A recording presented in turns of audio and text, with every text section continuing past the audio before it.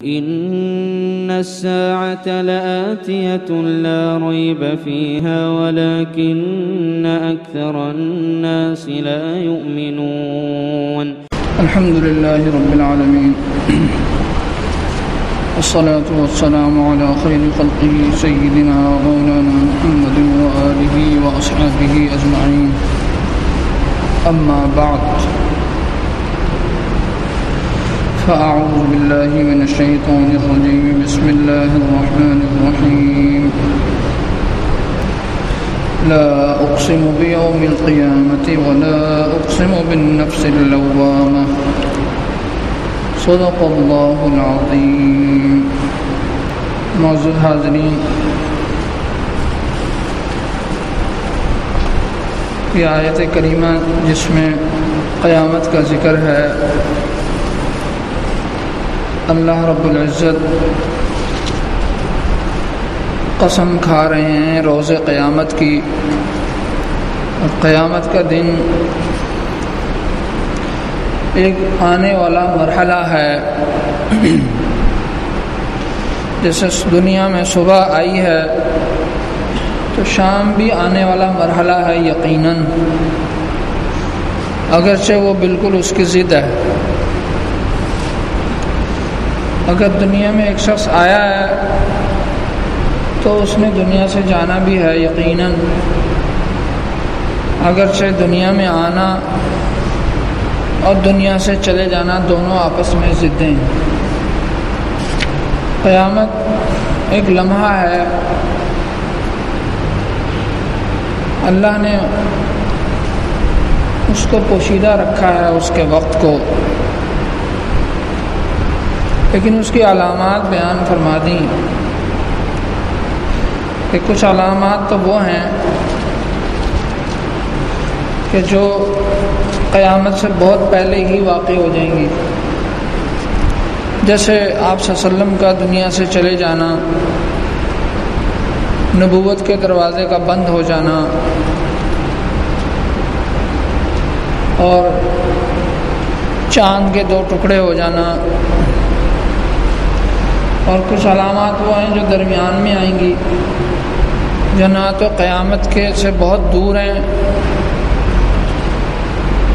اور نہ ہی بہت پہلے، بلکہ درمیان میں. جیسے کہ میں نے آپ کو گزشتہ جمعہ بتایا تھا کہ نار الحجاز، حجاز کی آگ، اور وہ جو فتنہ تاتار تھا، ہلاکو اور چنگیز خان کا فتنہ، یہ تو علامات درمیان میں ہیں، نہ قیامت سے بہت پہلے ہیں نہ ہی قیامت سے بہت دور ہیں. اور کچھ علامات وہ ہیں جو بالکل قیامت کے قریب ظاہر ہوں گی.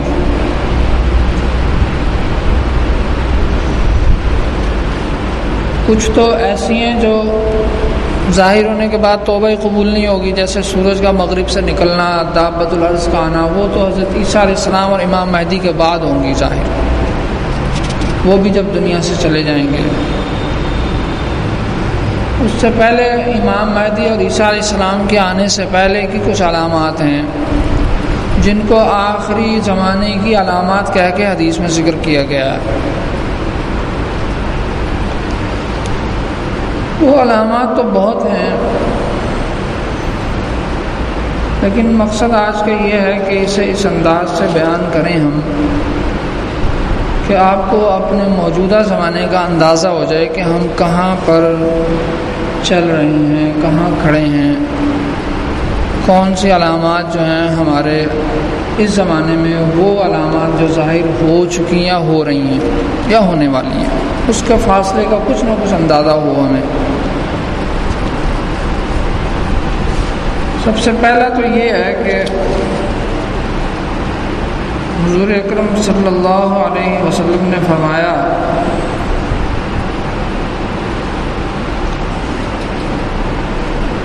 کہ اہل روم یعنی یورپ، مغرب، امن کی غرض سے تمہارے ساتھ صلح کریں گے.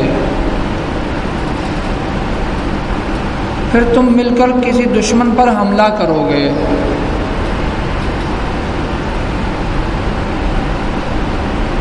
تمہیں کامیابی ہوگی اور مال غنیمت ملے گا، پھر تم صحیح سلامت لوٹ جاؤ گے، جنگ فتح کر کے مرحلہ کامیابی سے ہمکنار ہو جائے گا، پھر تمہارا پڑاؤ جو ہے، تمہارا ٹھکانہ جو ہے وہ ایک اونچی ٹیلوں والی چراگاہوں یعنی سرسبز ہوں گی، وہ چراگاہیں ہوں گی جانوروں کی، یعنی ایک بڑی خوشنما وادی ہوگی، وہاں پر پڑاؤ ہوگا۔ تو اہل سلیب میں سے ایک آدمی اٹھ کے کہے گا کہ یہ فتح جو ہے وہ سلیب کی برکت سے ہوئی، کہ سلیب غالب آ گئی، وہ یہ لفظ استعمال کرے گا، سلیب غالب آ گئی۔ ایک مسلمان غصے میں آ کر اٹھ کے کھڑا ہوگا اور وہ اسے دھکا دے دے گا اور سلیب کو توڑ دے گا۔ دوسری جگہ آتا ہے کہ سلیب کو بھی توڑ دے گا وہ۔ اس وقت اہل روم یعنی مغرب والے جو ہیں وہ صلح کا معاہدہ توڑ دیں گے اور ایک خون ریز مارکے کے لیے اکٹھے ہو جائیں گے، اور پھر فرمایا جا رہا ہے کہ وہ 80 جھنڈے لے کر آئیں گے، 80 ممالک ان کے ساتھ ہوں گے، 80 ممالک، اور ہر جھنڈے کے نیچے 12,000 فوج ہوگی۔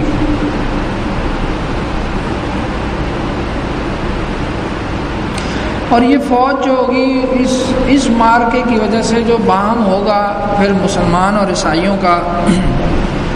یہ قبضہ کرتے چلے جائیں گے عیسائی۔ وہ کہتے ہیں کہ ان کی فوج اعماق اور دابق کے مقام پہ پڑاؤ ڈال لے گی، پھر مدینہ منورہ سے ایک لشکر ان کے مقابلے کے لیے چلے گا۔ یہ وہ صلیبی جنگیں ہیں جن کی ابتدا ہوگی۔ جب وہ ایک دوسرے کے سامنے سب بند ہو جائیں گے تو روم والے کہیں گے کہ ان لوگوں سے لڑنے دو ہمیں جنہوں نے ہمارے بندوں کو قید کیا ہے، تم مت لڑو ہمارے ساتھ، جنہوں نے ہمارے بندوں کو قید کیا ہم ان سے لڑنے آئے ہیں۔ تو مسلمان کہیں گے نہیں، قسم ہے اللہ کی، ہم تمہیں اپنے بھائیوں سے نہیں لڑنے دیں گے۔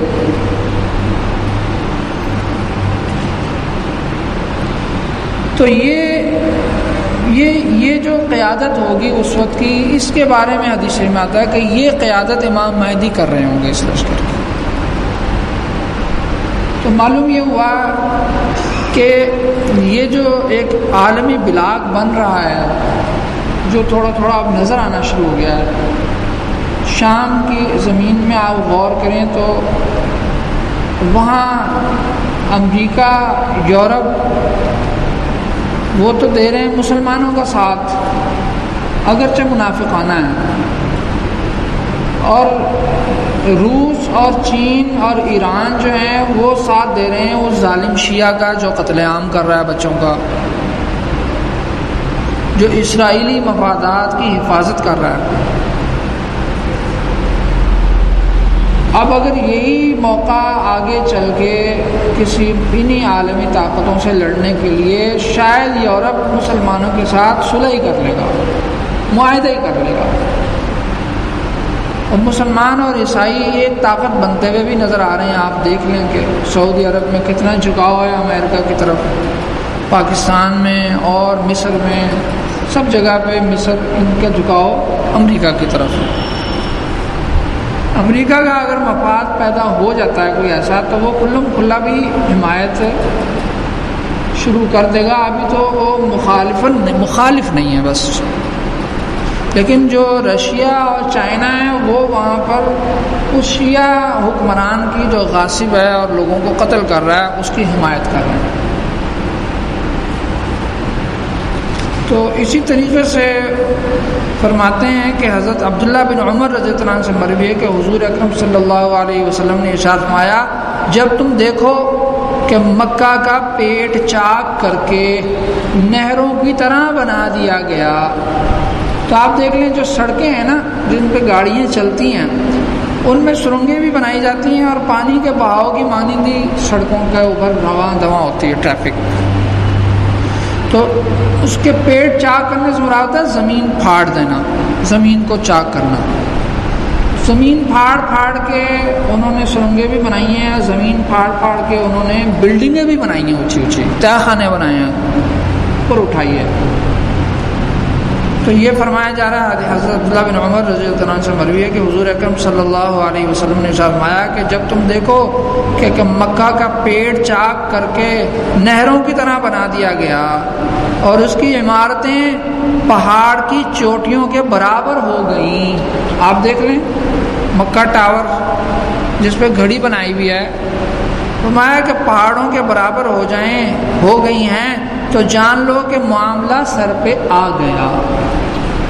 اب سعودی حکمرانوں کی بے شرمی دیکھ لیں آپ کہ وہ مودی کا استقبال کر رہے ہیں، اسے بیلٹیں باندھ رہے ہیں اور اس کے لیے مندر بھی بنا رہے ہیں۔ ابو ظبی والے بھی خوب جھکے ہوئے ہیں، مفاد صرف پیسے کا رہ گیا، صرف پیسے کا مفاد رہ گیا۔ مسلمانی پیچھے چلی گئی ہے، سعودی عرب کو اپنے مالی مفادات عزیز ہو گئے، اسی کے لیے اس نے 5 ایسی جگہیں آباد کرنی شروع کی ہیں۔ وہ کہتا ہے کہ ہم حلال ڈسکو اور حلال ناچ گانا جو ہے نا اس کو فروغ دینا چاہ رہے ہیں۔ تو اس کے لیے 5 اڈے قائم کیے گئے ہیں جو 5 سال میں، وہ کہتا ہے میں نے اسے یورپ کی طرح کا بنا دینا ہے سعودی عرب کو، اور حلال یعنی حلال طریقے سے ہوگی۔ پتہ نہیں وہ ڈانس کرنے والا کہتے ہیں ہم مرد لے آتے ہیں، کرے گا وہ عورتوں والا ہی ڈانس، ہوگا مرد، تو کہتے ہیں اب یہ حلال گویا کہ حلال ناچ گانا ہو گیا۔ بہرحال اس حدیث شریف میں یہ آیا کہ معاملہ سر پہ آ گیا، تو بتائیے یہ سارا کچھ ہو چکا کہ نہیں ہو چکا؟ اور معاملہ سر پہ آ گیا کا کیا مطلب؟ اور دوسری روایت میں ہے، وہ فرماتے ہیں کہ حضرت عبداللہ بن عمر رضی اللہ عنہ کے پاس مسجد حرام میں، فرماتے ہیں میں ایک کونے میں بیٹھا ہوا تھا کہ آپ نے ایک گھر کی طرف دیکھا جو ابو قیس کی پہاڑی سے بلند تھا، تو آپ نے کہا کہ کیا تم کو یہ ناپسند ہے؟ میں نے کہا ہاں۔ تو انہوں نے فرمایا کہ جب تم دیکھو کہ اس مکہ کے گھر مکہ کی 2 پہاڑیاں جن کا نام اخشب ہے سے بھی بلند ہو گئے ہیں اور اس کے پیٹ کو نہروں کی شکل میں چاک کر دیا گیا ہے، تو معاملہ سر پہ آ گیا۔ تو کیا ایسا ہوا نہیں ہے؟ وہ بلڈنگوں کے جو مالک ہیں وہ اپنے مالی مفادات کو تحفظ دینے کے لیے انڈیا کی طرف بھی جھکاؤ رکھتے ہیں۔ کشمیر کے مسلمانوں کے لیے کوئی بات نہیں کی گئی اس دفعہ حج کے بیان میں بھی، اور جس کسی نے کوئی تھوڑی سی بات کی تھی بے حیائی کے بارے میں، وہ امام صاحب کو جیل میں پھینکا ہوا ہے۔ تو اسی طریقے سے اور بھی ارشادات ہیں کہ رسول اکرم صلی اللہ علیہ وسلم کہ یقیناً لوگوں پر ایسا زمانہ آئے گا کہ صرف دینار اور درہم ہی نفع دیں گے۔ لوگوں پہ ایسا زمانہ آئے گا کہ دینار اور درہم یعنی پیسہ ہی نفع دے گا۔ اس کو ذرا غور سے سننے والی بات ہے کہ حضرت سفیان ثوری فرماتے ہیں اس کے بارے میں، یہ مسند امام احمد کی روایت ہے، اس کے بارے میں حضرت سفیان ثوری فرماتے ہیں کہ نیک لوگوں کے ماحول میں مال کو ناپسند کیا جاتا تھا ایک زمانے میں۔ نیک ماحول کے جو لوگ تھے ان کے ہاں مال کو ناپسند کیا جاتا تھا، لیکن آج مال مؤمن کی ڈھال ہے۔ آج مال مؤمن کی ڈھال ہے۔ ڈھال ہے کہ مطلب اس کو لوگوں کے طعنوں سے، لوگوں کے گھٹیا سلوک سے بچانے والا اگر ہوگا، عالم دین کو لوگوں کے بد سلوکی سے بچانے والی چیز ہوگی اس زمانے میں تو پیسہ ہوگا۔ وہ فرمایا کہ آج مال مومن کی ڈھال ہے، اگر مال نہ ہو تو یہ مالدار، حضرت سفیان ثوری فرما رہے ہیں کہ یہ مالدار لوگ جو ہیں اگر مال نہ ہو تو یہ مالدار لوگ ہمارے یعنی عالموں کو رومال بنا لیں، ٹیشو پیپر بنا لیں گے۔ یعنی جس طرح رومال کو میل صاف کر کے ڈال دیتے ہیں، اسی طرح تنگ دست عالم کو مالدار ذلیل سمجھیں گے۔ اور پھر فرمایا کہ جس کے پاس مال ہو اسے چاہیے کہ مناسب طریقے سے خرچ کرے۔ علماء کے پاس مال آنے کو برا نہیں فرما رہے ہو، تو ہمارے حدیث شریف میں جو آیا اس دور میں علماء کہاں ہوں گے؟ پھر فرمایا علماء جو مفلس ہوئے، تنگ دست علماء ہوں گے، لوگ انہیں رومال بنا لیں گے۔ لہذا اس وقت ان لوگوں کے گھٹیا استعمال سے اگر عالم بچ سکے گا تو اس کے پاس حلال کا پیسہ ہونا چاہیے، تاکہ وہ از خود اپنے پاؤں پہ کھڑا ہو، دین کی خدمت کرتا رہے۔ تو فرمایا عالم کو مالدار اور ذلیل سمجھیں گے کیونکہ اس کے پاس پیسہ نہیں ہوگا۔ پھر فرمایا کہ جس کے پاس مال ہو اسے چاہیے کہ مناسب طریقے سے خرچ کرے اور بے فکری سے نہ اڑائے اسے، کیونکہ وہ فرماتے ہیں کہ یہ وہ دور ہے کہ اگر حاجت پیش آئے گی تو سب سے پہلے بلکہ یوں فرمایا کہ یہ وہ دور ہوگا کہ اگر حاجت پیش آئے گی تو لوگ دین کو برباد کرنا پسند کر لیں گے، پیسے کو بچانے کی کوشش کریں گے۔ لوگوں کی کوشش ہوتی ہے کہ کہیں سے کوئی مسئلہ نکل آئے، ہمیں جو یہ ہاتھ آ رہی ہے گاڑی بینک کے تھرو یہ مل جائے، کسی طرح کوئی مولوی مل جائے صحیح، وہ کوئی شک نکال ہی دے مولوی، سمجھ رہے ہیں؟ تو بخاری شریف میں حضور اکرم صلی اللہ علیہ وسلم کا ایک اور روایت ہے، غزوہ تبوک کے موقع پر آپ صلی اللہ علیہ وسلم نے فرمایا تھا کہ قیامت کی 6 علامات بتائیں، جن میں سے عیسائیوں کا